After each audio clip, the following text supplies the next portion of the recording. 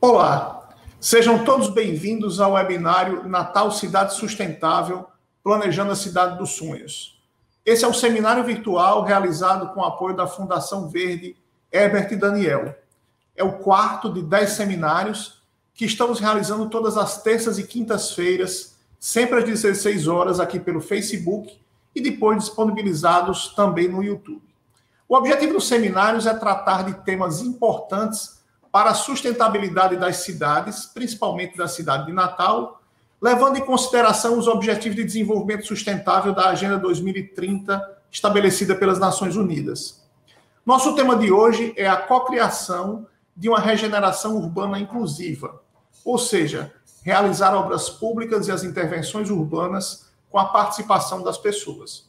Nosso tema de hoje, ele tem relação com todos os 17 Objetivos de Desenvolvimento Sustentável das Nações Unidas, da Agenda 2030. Mas eu destacaria 5 intimamente relacionados aos corredores saudáveis, que é o foco de estudo do professor e nosso convidado de hoje, Gonçalo Canto Muniz. O objetivo 3, de assegurar uma vida saudável e promover o bem-estar de todos, em todas as idades. O objetivo 8, de promover o crescimento econômico sustentável, inclusivo. O objetivo número 11, tornar as cidades assentamentos humanos inclusivos, seguros, resilientes e sustentáveis. O objetivo 16, de promover uma sociedade pacífica e inclusiva para o desenvolvimento sustentável. E o objetivo 17, que ele tem uma experiência muito grande em projetos financiados pela Comunidade Europeia, que é fortalecer os meios de implementação e revitalizar as parcerias globais para o desenvolvimento sustentável. Bem, então eu queria agora dar as boas-vindas ao nosso convidado, o professor Gonçalo Canto Muniz. Seja muito bem-vindo, Gonçalo. Um prazer tê-lo aqui conosco. Obrigado, um prazer também, professor.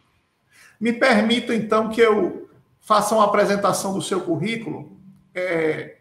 Gonçalo Esteves de Oliveira do Canto Muniz é arquiteto formado pela Universidade de Coimbra em 1995.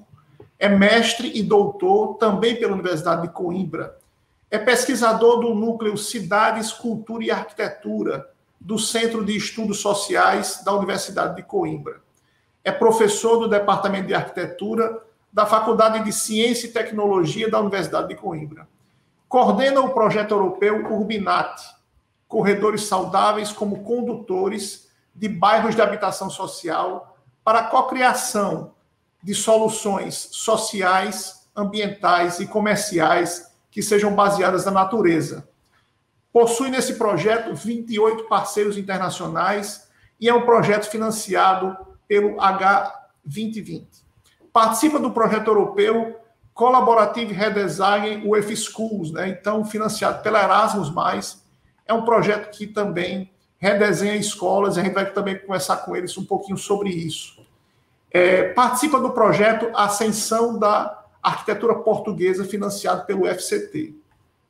Tem investigado e publicado sobre regeneração urbana e sobre arquitetura moderna, nomeadamente sobre os equipamentos escolares e o ensino da arquitetura, sendo autor do livro O Ensino Moderno da Arquitetura. A formação do arquiteto nas escolas de belas artes em Portugal, de 31 a 69, o período de investigação. Gonçalo, então eu queria primeiro que você falasse um pouquinho dessa sua iniciativa de envolver os cidadãos, do projeto de criação dos projetos.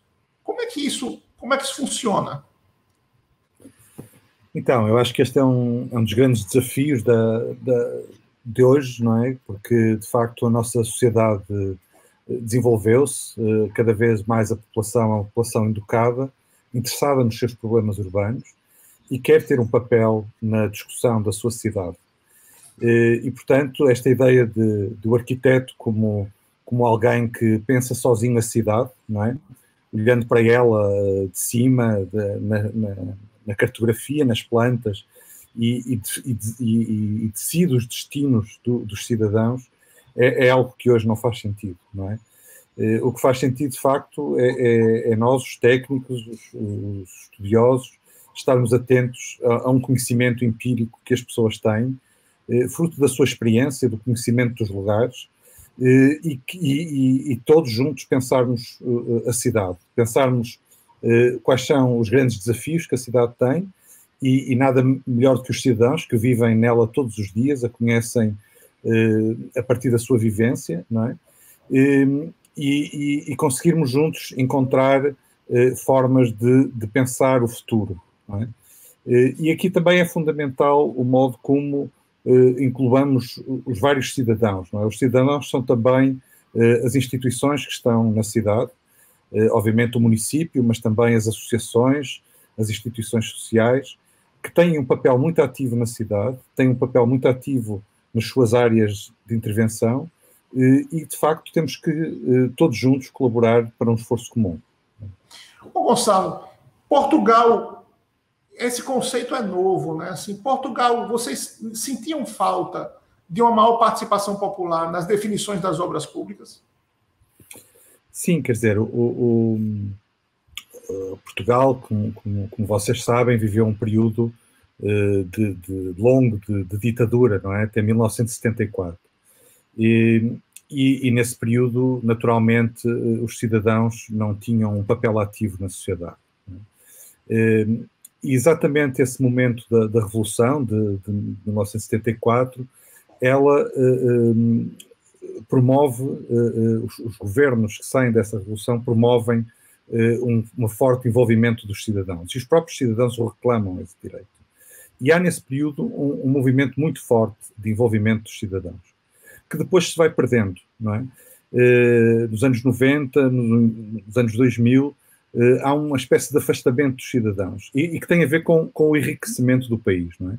À medida que o país enriquece, as pessoas vão tratar da sua vida e deixam estes assuntos aos governos. E com a crise económica de 2010, e agora com a crise que estamos hoje a viver, a crise social e de saúde ambiental, novamente os cidadãos reclamam um direito a serem ouvidos, um direito a partilharem as suas opiniões. E, portanto, estes processos são cíclicos, não é? Eles também aconteceram no Brasil.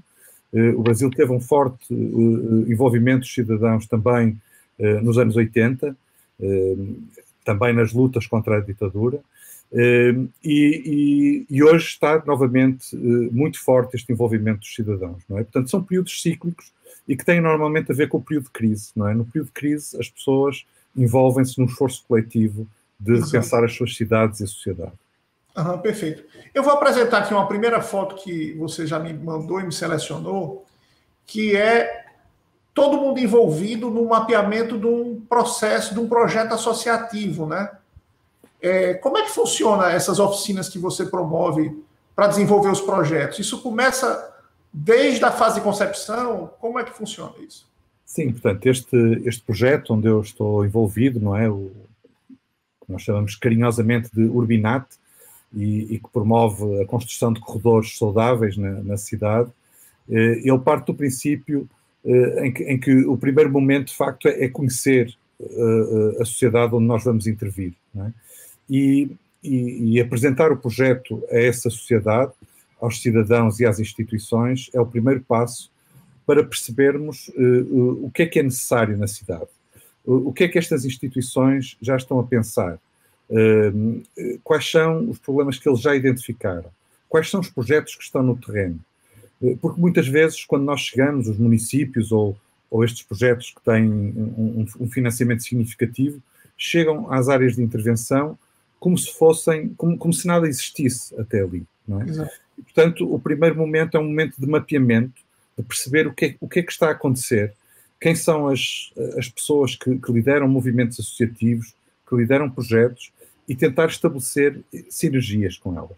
Uma coisa muito curiosa, por exemplo, neste grupo, em que nós apresentamos o projeto e convidamos para esta reunião, e quando as pessoas chegaram e começaram a apresentar-se, elas trabalhavam há anos no mesmo território, na mesma área urbana, e não se conheciam, não é? Portanto, de facto, é impressionante como a sociedade gera processos muito individualizados, não é? E, portanto, uma grande satisfação que tivemos imediatamente foi pôr estas associações locais em diálogo umas com as outras e perceberem que elas podem criar sinergias entre os projetos que estão a desenvolver. E daqui também já surgiram outros projetos. Não é? Portanto, este é o primeiro passo para que estes projetos não passem. Não é? Um projeto deste tipo tem um período de 5 anos e quando o projeto acaba, muitas vezes acabam o envolvimento com este grupo. E, portanto, o que é importante é deixar aqui outras formas de fazer o planeamento urbano e a regeneração urbana, mas que as pessoas se apropriem delas para usarem no futuro. Caso contrário, estamos apenas de passagem, não é? E isso é complicado. Então, isso fortalece muito o sentimento de comunidade, né? Eles parece que podem criar uma identidade com o local mais forte, fortalecendo os laços, né? De convivência, de sociedade, né? Sim, a construção aquilo que nós chamamos de uma comunidade de práticas é fundamental, não é? Ou seja, que os vários atores que participam de uma comunidade se envolvam em práticas comuns, não é? E encontrem momentos de partilha das suas práticas. Se nós formos ver, quase todas as instituições, quase todas as pessoas que atuam no território desenvolveram processos extremamente ricos, extremamente exemplares, mas que muitas vezes não são partilhados, não é? E, portanto, a partilha do conhecimento, a partilha das práticas, é algo fundamental para criar esse sentido de comunidade, não é?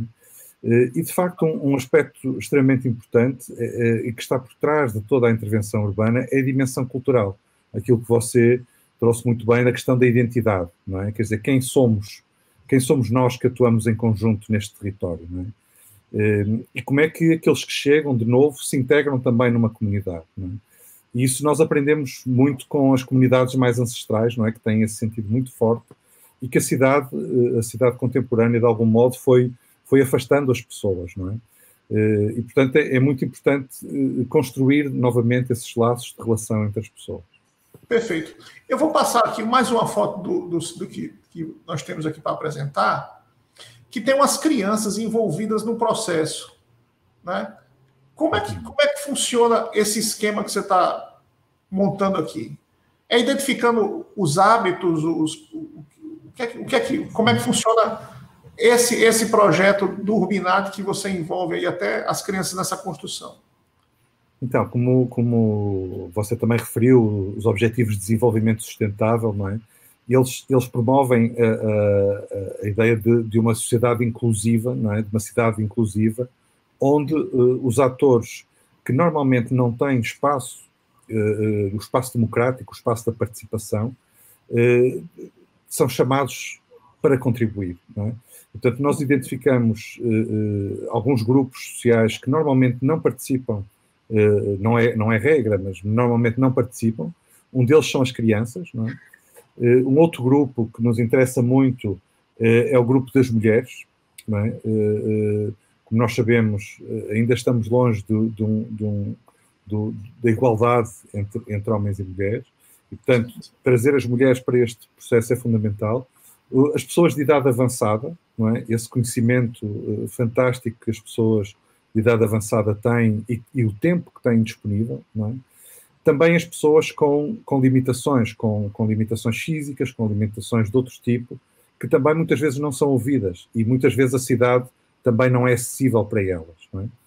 Mas o grupo das crianças, para retomar a sua questão, é um grupo absolutamente extraordinário, não é? Porque a disponibilidade que as crianças têm para partilhar o seu conhecimento, a criatividade com que se envolvem nas discussões, não é?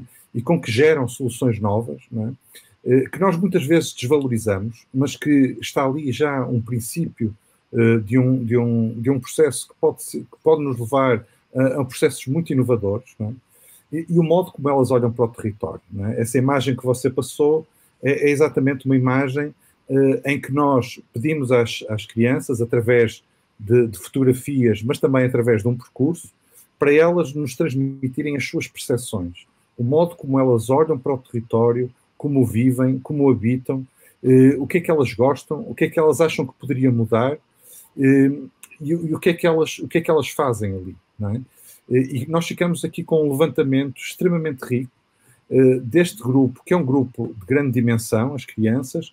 É o grupo que vive a cidade com grande intensidade, porque brincam, porque a usam muito, mas também são também são também aqueles que vão, num futuro, usufruir mais desta regeneração que nós estamos agora a levar a cabo, porque daqui a 5 anos são eles os nossos jovens adultos, não é?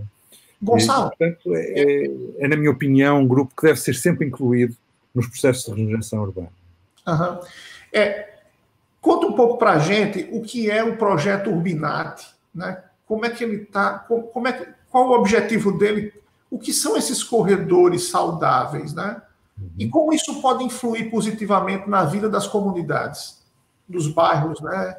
Dos bairros de apelo popular, os bairros populares das cidades. Como é que isso pode melhorar a qualidade de vida deles? O que é essa concepção dos corredores saudáveis? Então, aquilo que nós identificamos quando propusemos este projeto à Comissão Europeia foi a partir da ideia de que na cidade, principalmente na periferia das cidades, as cidades cresceram muito para alojar as pessoas que vieram trabalhar para a cidade. E construíram-se bairros de habitação de grande escala, onde fundamentalmente os municípios, e mesmo assim nem sempre, mas onde fundamentalmente se investiu no edifício, na casa, não é? E aquilo que ficou por tratar foi quase sempre o espaço público. E, portanto, nós vimos aqui uma necessidade de reclamar a atenção dos municípios e dos governos para o espaço público nas áreas habitacionais. E porque esse espaço público vai permitir promover a coesão social destes grupos, não é? Vai permitir articular melhor estas áreas urbanas periféricas entre si, mas também entre elas e o centro da cidade, e vai permitir também qualificar o espaço público de modo a que ele não seja só um espaço de lazer, mas seja também um espaço que promove as atividades humanas, ou seja, as atividades económicas, por exemplo. Então, um dos aspectos que nós valorizamos muito é a relação, por um lado, a relação com a natureza, não é? Portanto, um espaço público com uma forte relação com a natureza, mas também com uma forte relação com a economia das cidades, não é? E uma economia que não é tanto uma economia do lucro, é uma economia da solidariedade, não é? E nós sabemos que nestas áreas urbanas a solidariedade é algo extremamente forte, não é? Então vamos criar condições para que ela tenha espaço também no espaço público. Uhum. Posso tentar perguntar para você se isso se encaixa nesse pensamento? Por exemplo, nós temos 2 bairros super populares aqui na cidade, um chama Nossa Senhora da Apresentação e outro chama Lagoa Azul. Uma região na borda da cidade, mas uma região bonita, tem ainda algumas lagoas e né, dá para se tentar fazer uma integração dos 2 bairros. A criação de um corredor saudável que ligue esses 2 bairros, que são muito populosos, né, ele fortaleceria uma integração das 2 comunidades, o comércio local se fortaleceria, porque as pessoas iam começar a consumir mais produtos locais, produtos produzidos na própria comunidade, né? Então a gente pode dizer assim, vamos desenvolver um corredor saudável ligando Lagoa Azul a Nossa Senhora da Apresentação e vice-versa, né? Exatamente. Se define um trajeto, né, onde se propõe uma implantação de ligação, né, ruas com ciclovias, com uma arborização, com as soluções baseadas na natureza, né? Isso acaba criando um ambiente que é benéfico do ponto de vista social, ambiental e econômico. É mais ou menos isso. Sim, quer dizer, a expressão, o conceito de corredor verde é um conceito que já muitas cidades estão a implementar. E, de facto, é uma infraestrutura, não é, que é extremamente importante e tem um caráter físico, não é? Portanto, é de facto um percurso para as pessoas, para uma mobilidade lenta, para as pessoas percorrerem a pé ou percorrerem de bicicleta ou percorrerem com transportes alternativos, e que tem uma componente ambiental muito forte. E nós pensamos que teríamos que ir um pouco mais longe do que isso, não é? Que era importante também um corredor que tivesse uma dimensão imaterial, ou seja, não são só as soluções físicas que devemos construir, mas devemos também construir soluções imateriais que permitam construir também esse sentido de comunidade e de entreajuda entre as pessoas. Por exemplo, pode ser muito interessante promover a construção de um mercado, não é? De um mercado solidário, que pode ter um lugar físico, mas também pode ter um lugar efêmero, não é? E onde as pessoas podem trocar os seus produtos, podem trocar os seus conhecimentos, os seus saberes, partilhá-los, não é? Por vezes em troca até de moedas alternativas ou de serviços uns aos outros, não é? E, portanto, mais do que um corredor físico que nós percorremos, num sentido de lazer, interessa-nos estes corredores imateriais que promovem o diálogo entre os cidadãos, deste caso, de um lado e do outro da cidade, que Gonçalo, assim, só a título de curiosidade, nós temos ainda as famosas feiras populares, né? Uhum. Que é uma coisa muito antiga, né? Eu acho que a gente herdou de vocês, né, da colonização, mas onde as pessoas levam frutas, verduras, produtos para vender na rua em bancas de madeira, né? Nós ainda temos isso aqui no Brasil com muita força. Talvez o corredor saudável, que une dois bairros tão importantes como os dois, passasse por onde essas feiras são montadas, né? Que a gente pudesse dar estrutura para elas também, né? Exatamente. Aquilo que nós percebemos nas várias cidades onde estamos a intervir, não é? Nós estamos a intervir em 7 cidades na Europa, é que muitas vezes estes corredores já lá existem, já há um potencial, não é? Ao analisar a cidade percebemos que as pessoas já circulam, que já existe algum tipo de comércio, que já existe algum tipo de iniciativas, não é? Que já algumas pessoas fazem desporto, ou fazem yoga, ou correm, mas muitas vezes isto acontece sem qualidade ambiental e espacial, não é? E sem estarem criadas os organismos e as instituições para que isso aconteça. Portanto, é muito importante que nós se compreenda que territórios são estes, o que é importante para aquelas pessoas, e o que é importante no Porto é diferente do que é importante em Natal ou do que é importante em Sófia, na Bulgária, não é? Portanto, nós não podemos trazer receitas para as cidades, temos que estudar as cidades e os locais e perceber o que é que já lá existe, não é? E as feiras, que eu penso que é uma tradição anterior à chegada dos portugueses, como quase todas as coisas boas que o Brasil tem, acho que já lá estavam, e esse sentido da troca, da partilha, da comunidade, não é? Que nós ainda vemos em muitas regiões do Brasil, não é? É algo que nós temos que voltar a aprender, não é? Porque de facto nos ensinam que nem tudo se baseia no lucro, não é? Mas que se baseia em outro tipo de relações, não é? Exato.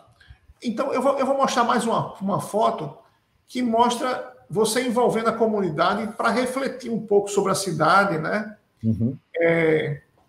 E aí você fala muito que você tem que entender as pessoas e eles dialogarem, né? Conversarem sobre o projeto.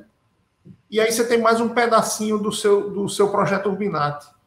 Como é que você monta um mapa, as pessoas começam a se localizar, né? A opinar sobre as condições do projeto. O que é que você poderia falar para a gente sobre isso?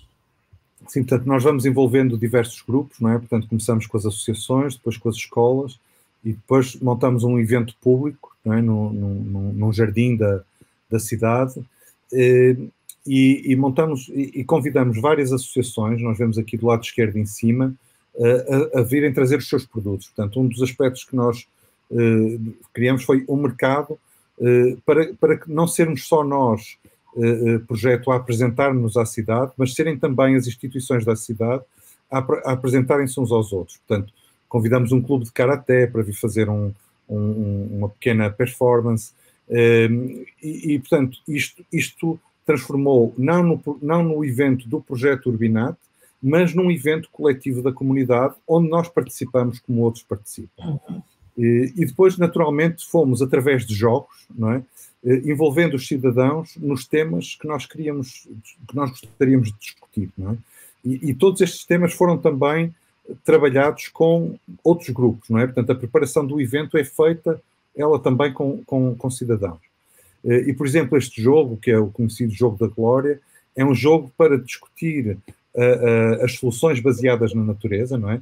Que é um conceito muito recente, não é? Mas que importa desmontar, não é? O que é isto das soluções baseadas na natureza?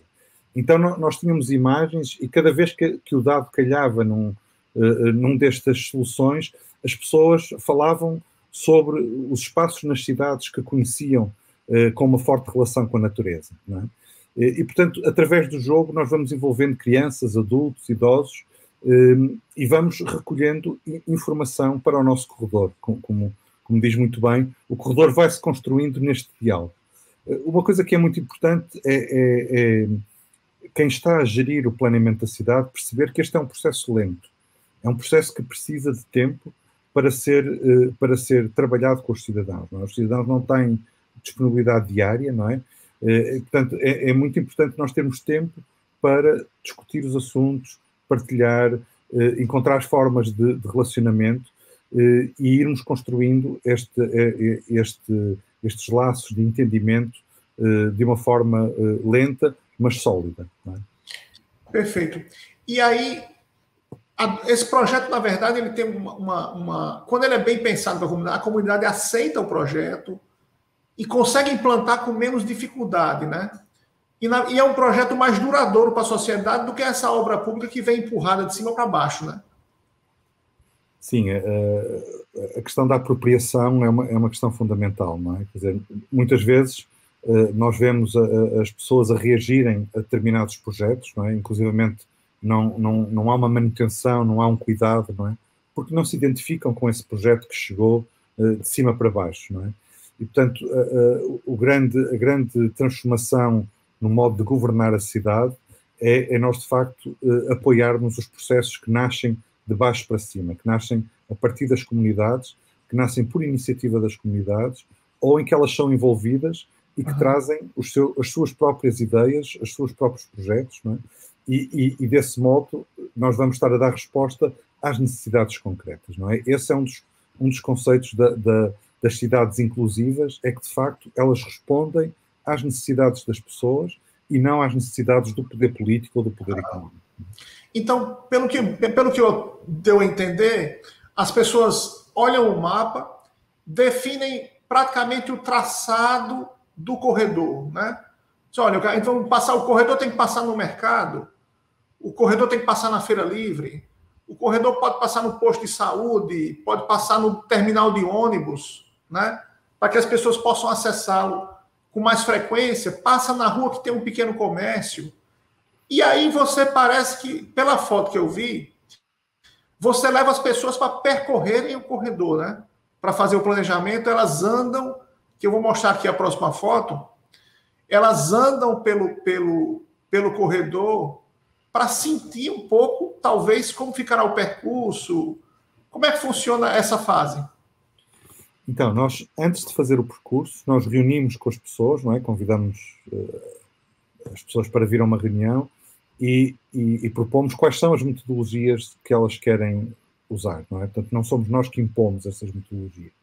E as próprias pessoas é que disseram, não, nós temos que ir percorrer a cidade porque é lá que nós vos vamos explicar quais são os problemas, quais são os grandes valores culturais, patrimoniais, ambientais que a cidade tem e portanto, nós queremos mostrar-vos a cidade.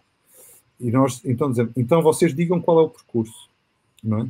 E portanto, as pessoas definem o percurso daquilo que este grupo, nomeadamente, entendeu que era mais importante para o projeto Urbinato conhecer nesta área. E portanto, estes percursos vão-se formando a partir daquilo que são as próprias percepções e as propostas das pessoas, não é? E, portanto, as pessoas querem, de facto, ter uma relação muito direta com a sua experiência no terreno, não é? Ao percorrer a cidade. Mas depois também há a necessidade, não é, de virmos para uma sala de reuniões com cartografia ou com modelos 3D, não é? Maquetes, onde também aí discutimos e fixamos algumas ideias que foram discutidas no percurso pela cidade, não é? E, portanto, há aqui um vai e vem de ir ao terreno, ver os problemas concretos e depois trazê-los para um espaço de planeamento, que normalmente é o desenho ou é a maquete, não é? Onde nós vamos fixando algumas ideias e algumas propostas. Curiosamente, as pessoas têm tendência a não propor questões muito concretas ou muito físicas. Elas não estão muito interessadas em propor o percurso do corredor. Elas estão mais interessadas nas atividades que vão acontecer nesse corredor. Elas estão mais interessadas em dizer-nos: vocês têm que promover atividades culturais, têm que fazer teatro no espaço público, têm que ter um anfiteatro para os artistas se encontrarem, têm que ter um mercado para os produtores venderem os seus produtos biológicos, tem que ter um espaço para yoga, tem que ter um espaço para as associações se encontrarem e discutirem projetos em comum. Quer dizer, as pessoas fazem, de facto, propostas muito estruturantes, muito mais estruturantes, porque elas sabem que nós vamos, com certeza, desenhar um percurso bem desenhado, quer dizer, somos técnicos para o fazer. O que elas estão preocupadas é que fique no território, que fique na sociedade, estruturas que permitam que a sociedade se desenvolva de um modo mais sustentável e mais rico. Não é? Perfeito. Ô Gonçalo, quando a população se envolve na concepção, no projeto, nesse acompanhamento, na implementação, na construção, né? Ela fiscaliza a obra pública e ela se torna um cidadão mais participativo e mais atuante? Sim, quer dizer, aquilo que é a nossa experiência, não é? É que, de facto, quando os cidadãos se envolvem, eles depois também são eles próprios que vão alertar as autoridades quando há problemas de manutenção, quando há vandalização, e eles próprios vão junto da comunidade fazer ações de sensibilização. Não é? O que nós propomos no nosso projeto, no nosso processo que nós chamamos de cocriação, é um processo que tem 4 fases. A primeira fase é a fase de análise, depois temos a fase de projeto, temos a fase de implementação e a fase de monitorização. Né? E os cidadãos estão envolvidos em todos estes momentos. Portanto, todas estas fases são desenhadas, pensadas com os cidadãos, para que, de facto, se consiga ter um envolvimento a longo prazo com os cidadãos. Não é? Portanto, é naturalmente um processo exigente, também para os cidadãos, que têm naturalmente pouco tempo depois do seu trabalho para se envolver, mas são cidadãos também exigentes com eles próprios. Não é? E um dos aspectos fundamentais que normalmente não acontece nestes processos, que é a monitorização. Quer dizer, será que esta proposta correu bem? Será que, de facto, a cidade ficou mais saudável? As pessoas se sentiram incluídas neste processo? Portanto, é uma prática que nós não temos muito no nosso planeamento. Nós construímos, o político vem, corta a fita, não é? Penso que no Brasil é igual, inaugura a obra e depois acabou, não é? E depois mais ninguém é envolvido no processo. E nós queremos voltar a chamar os cidadãos mais tarde e perguntar-lhes se, de facto, a qualidade de vida, o bem-estar nestas áreas melhorou, para também aprendermos com os nossos próprios erros, não é? É natural que surjam erros, e um dos aspectos mais importantes é compreender esses erros para melhorarmos no momento seguinte. Não é? Perfeito. Eu vou mostrar aqui algumas fotos agora, porque o ano passado você visitou aqui a primeira edição desse nosso projeto Natal Cidade Sustentável, e a gente fez um exercício de planejamento urbano para a Orla de Natal, né? Envolvendo a Praia dos Artistas, a Praia do Meio, a Praia do Forte, Brasília Teimosa, Rocas. A gente sentou com a comunidade e a gente pensou, né, como ficar. Envolvemos os arquitetos de Natal, né, o Conselho de Arquitetura, né, também. Muitos arquitetos vieram de lá. Nossa querida Ana Clara Madruga nos ajudou na coordenação. E a gente pensou em planejar, inclusive houve um sentimento muito importante de preservação do prédio do Reis Magos. Eu queria até dar, não sei se você ficou sabendo, mas a notícia é péssima, o prédio foi demolido, né? Meu Deus. Foi demolido sem ter, Gonçalo, sem ter projeto. Impressionante. O grupo foi autorizado pela prefeitura a demolir sem apresentar um projeto para o local. Quer dizer, foi uma atitude de tanta irresponsabilidade do prefeito, né? uma falta de zelo com o patrimônio arquitetônico da cidade, né? Com um hotel que impulsionou o nosso turismo, uma obra modernista das poucas que nós temos na cidade, né? Ele derrubou, na verdade, houve uma omissão do governo do Estado, o governo não se pronunciou no processo, uma falta de firmeza também muito, muito grave da falta de parte do governo do Estado. Foi uma pena que isso aconteceu. E lá agora, mas tem um terreno, talvez a gente tenha que conversar com a comunidade, porque agora também abriu-se uma possibilidade de se fazer lá uma grande praça, né? Para a gente poder integrar toda a comunidade, né? Um local para grandes eventos, né? E que a gente possa também usar toda aquela área fantástica, não para fazer um espigão, mas para milhares de pessoas aproveitarem aquele espaço. Então, assim, eu vou mostrar aqui, a gente teve a foto da nossa edição do ano passado, do Natal Cidade Sustentável, e a gente se reuniu lá com a comunidade, na beira da praia, né, discutindo intervenções para esse corredor saudável, da Praia dos Artistas até o Forte dos Reis Magos, na beira do rio, né? Então... Nós fomos noite dentro, não é? Nós fomos noite dentro com... já iluminando com o celular, não é? Já quase 6h30 da noite, 6 horas da noite aproximadamente, a gente estava lá discutindo, e aí mostra a foto das intervenções que esse grupo, cada mesa tinha um grupo, né? Envolvemos aí, na parte da manhã, o nosso seminário contou naquele dia, acho que umas 120 pessoas no Hotel Othon, né? E à tarde nós tivemos aí umas 50, 60 pessoas exercitando o planejamento com cocriação, né? Esse material está todo guardado para que a gente possa fazer o planejamento da orla em função do que a comunidade quer preservar e quer usar a orla de Natal para isso, né? Claro. Então, perfeito. Foi muito impressionante, eu fiquei muito emocionado com o conhecimento das pessoas e com o modo como elas se entregaram a esta discussão, não é? Trazendo ideias muito, muito estruturadas, muito sensatas, naturalmente de preservação da comunidade, não é? Porque o demolir o Hotel dos Reis Magos era também um sinal de que outro tipo de urbanismo poderia vir a ser construído aqui, não é? E, portanto, eles sabiam que perder o Hotel dos Reis Magos colocava em causa a sua comunidade, não é?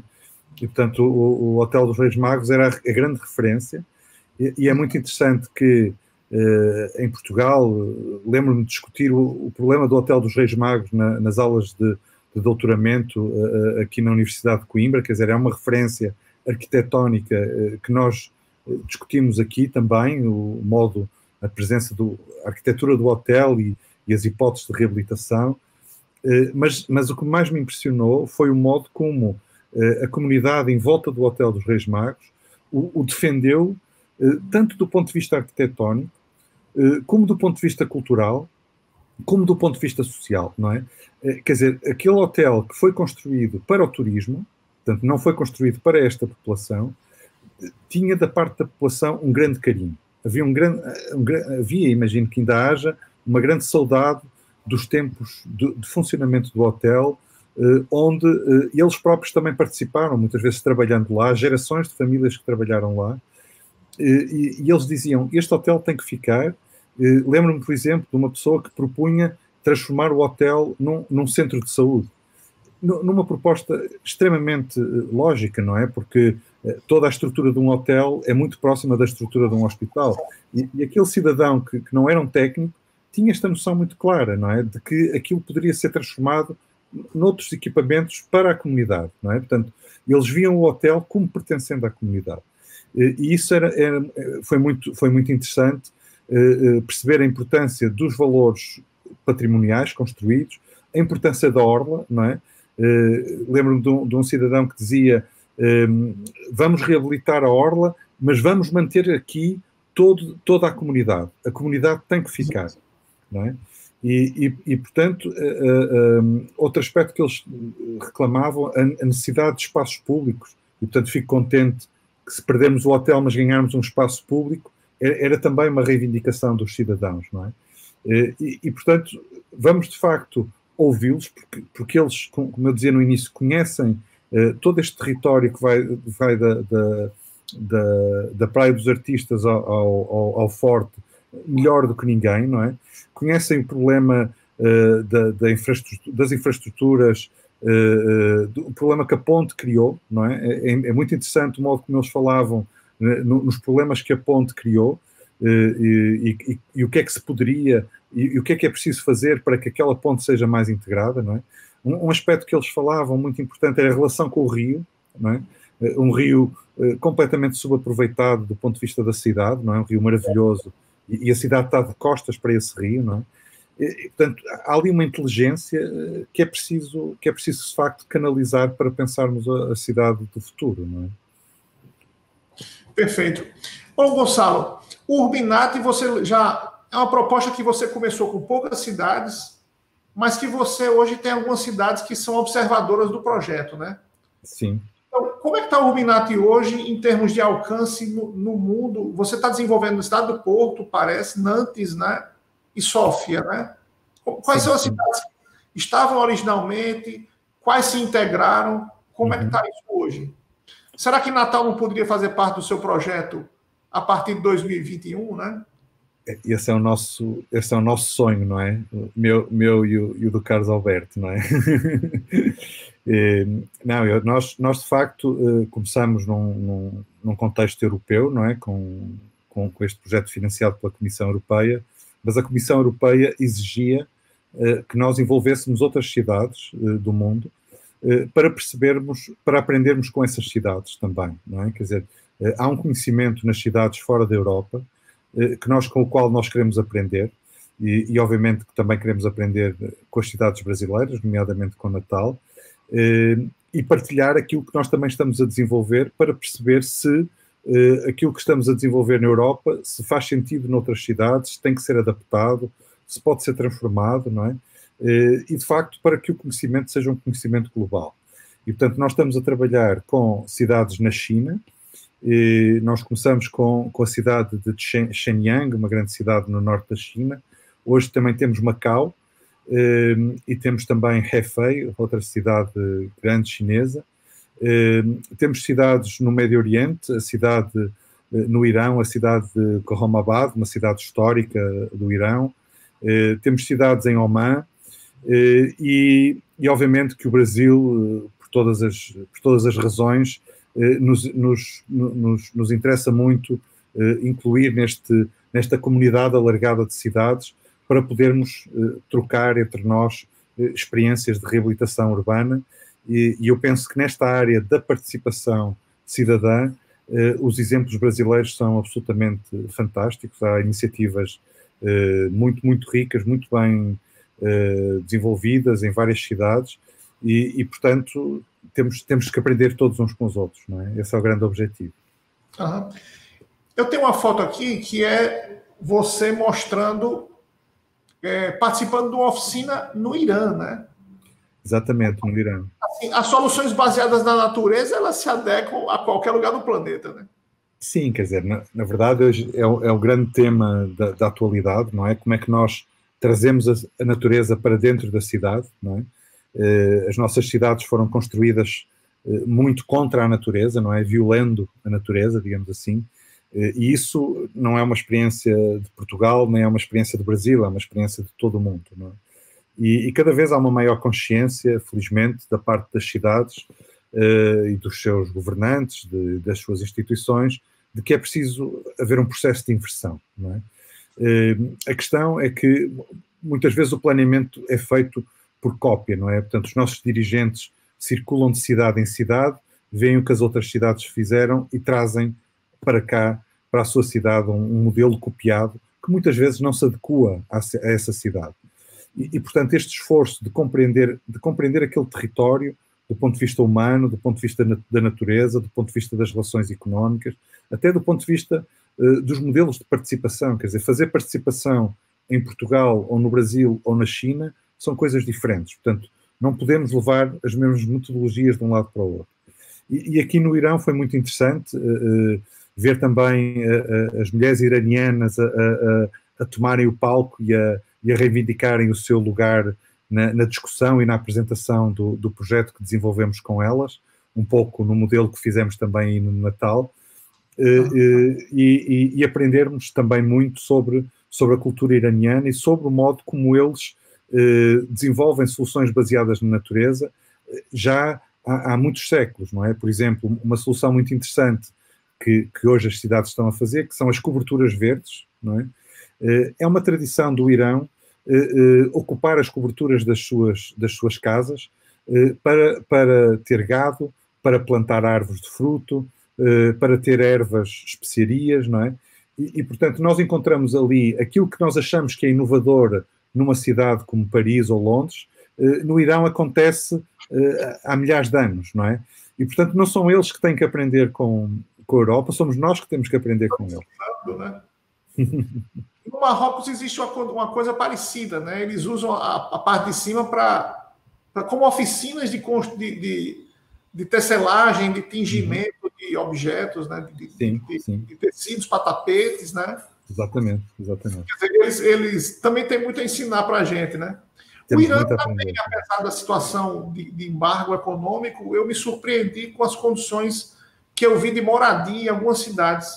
Sim. Apesar de ser um país que está sofrendo muito economicamente, mas parece que a qualidade de vida das pessoas surpreende um pouco, né? Você teve essa impressão lá, Gonçalo?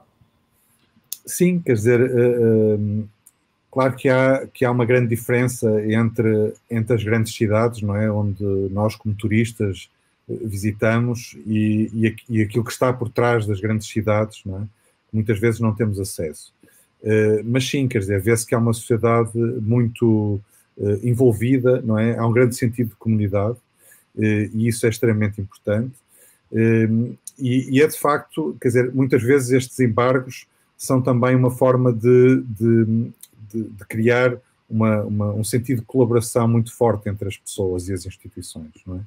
E, portanto, eu diria que, por vezes, nós costumamos usar esta expressão de que o tiro sai pela culatra, não é? Quer dizer, pensamos que estamos a pressionar uma sociedade e, na verdade, ela está-se a fortalecer pelo sentido também de injustiça ao qual está a ser submetida, não é? Perfeito. Gonçalo, uma obra pública, desde a decisão em se fazê-la até ela ser inaugurada e ser usada pela população, ela demora um certo tempo, né? O projeto de cocriação, ele ouve muita população, mas quanto tempo dura um projeto de implantação de um corredor verde com um projeto de cocriação, e se isso ia ter diferença se não fosse feito um processo participativo? Uhum. Sim, quer dizer, eu acredito que sim, não é? Acredito que sim. Claro que um processo que não tem participação, ele decorre de uma forma mais rápida, principalmente na fase de projeto, não é? Mas por vezes ele tem muitos problemas na fase de aprovação e na fase de implementação, não é? Ou porque não tem recursos, ou porque o projeto não seguiu determinadas regras da legislação municipal, não é? E, portanto, se nós formos avaliar no final, a diferença não será tão grande. O que é que nós ganhamos aqui? A participação, ela não é só entre os cidadãos e os técnicos, ela é também entre os técnicos municipais e os decisores políticos, não é? Portanto, nas nossas reuniões estão presentes os cidadãos, as instituições sociais, os municípios, com os seus técnicos e os decisores políticos. Eles têm que vir junto dos cidadãos, ouvir as suas propostas, tomar decisões em conjunto, o que é que daquelas propostas deve avançar ou não deve avançar, juntamente com os técnicos perceber quais são as soluções que estão bem consolidadas ou que precisam de ser mais trabalhadas para poderem ser sustentáveis e terem também, do ponto de vista... Sim, desculpa. Houve aqui uma quebra. E, portanto, quando nós conseguimos envolver todos os atores, o processo é mais lento, mas ele também é mais sustentável. E ele vai garantir, de algum modo, que estão todos comprometidos com aquele plano. E portanto, os decisores políticos assumem as decisões com aqueles cidadãos, com os seus técnicos municipais. Nós sabemos que também, muitas vezes, dentro do município, há também problemas entre os decisores e os técnicos. E, portanto, nós conseguimos que, quando chegamos ao projeto, que demorou mais tempo a fazer, já muitas arestas foram limadas, não é? E, portanto, ele depois terá, naturalmente, um futuro mais sustentável, não é? É isso que nós tentamos promover. Portanto, não é só um diálogo com os cidadãos, mas é também um diálogo muito forte com os decisores políticos e com os técnicos municipais. Perfeito. Gonçalo, então, quero agradecer a sua participação aqui. Foi um prazer tê-lo de novo conosco. Com esse tempo de coronavírus tão longe, né? Mas você está tão próximo da gente.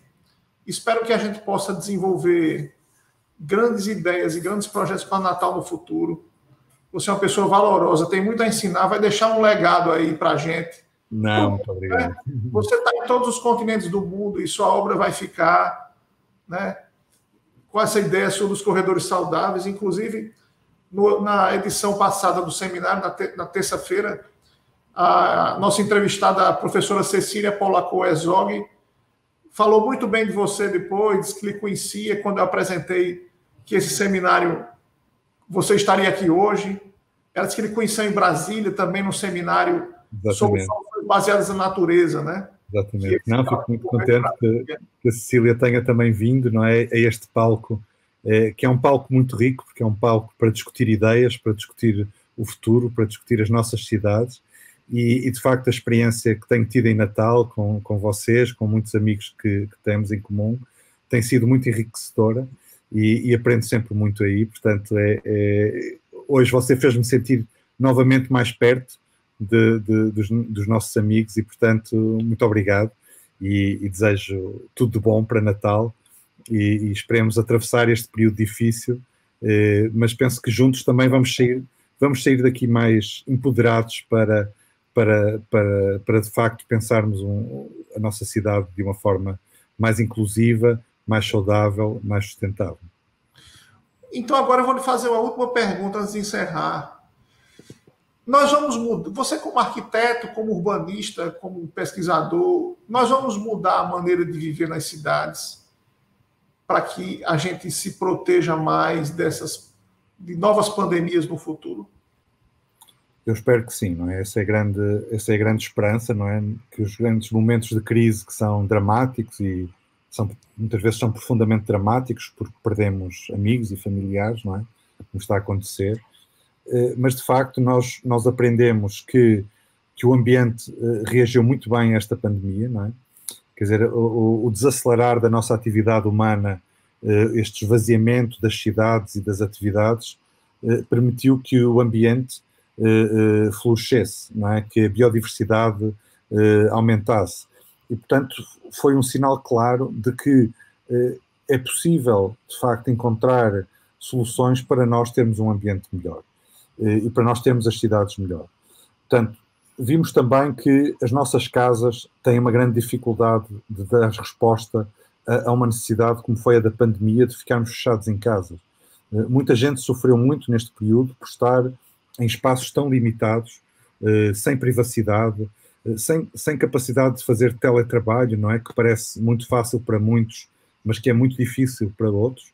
A educação sofreu muito, nós perdemos muitos alunos neste período, que desapareceram do mapa das escolas, e portanto há um trabalho a fazer para que a sociedade consiga dar resposta e que não sejam aqueles que são os mais fragilizados a sofrer novamente com uma pandemia como esta, não é? Um dos aspectos fundamentais é o espaço público, quer dizer, de facto nós percebemos que nós precisamos de um espaço público qualificado, precisamos de um espaço público que valorize as pessoas. Nós vemos hoje muitas cidades no mundo a reduzir as faixas de automóvel e aumentar as faixas de ciclovia, aumentar as faixas de peão, dizendo às pessoas andem a pé, circulem de bicicleta, não diminuam a sua utilização de transporte individual, e esse é um problema que culturalmente tanto nós em Portugal como no Brasil temos, não é, a dependência do transporte individual. Portanto, de facto, as cidades têm que se repensar para dar resposta aos grandes desafios que a pandemia dramatizou, digamos assim. Perfeito. E o nosso tema do seminário da próxima terça-feira, que vai ser a 5ª edição, vai ser com o professor Edivaldo Micali, e nós vamos discutir a saúde pública das cidades nesse tempo de pandemia, continuando esse assunto que a gente estava discutindo agora. Muito bom. Gonçalo, depois eu quero a sua contribuição também sobre arquitetura de escolas, porque a gente precisa desenvolver um grande projeto para que a gente leve creche a toda a população da cidade, que ela só atende 25% das crianças. Os bairros populares aqui têm muita deficiência de creche, e eu sei que você é um estudioso também das escolas e da arquitetura delas, né? Então, muito obrigado, pessoal. Um agradecimento a todos que assistiram essa live. Você sabe qual é a minha resposta para isso, não é? Sim. A minha resposta para o tema das escolas é: vamos falar com os estudantes, com os alunos, com os professores, e eles vão nos dar, com certeza, as melhores soluções. Perfeito, exatamente, com participação. Ótimo. Exatamente. Então, muito obrigado a todos que assistiram e até a próxima terça-feira com mais um seminário Natal Cidade Sustentável, construindo a cidade dos sonhos.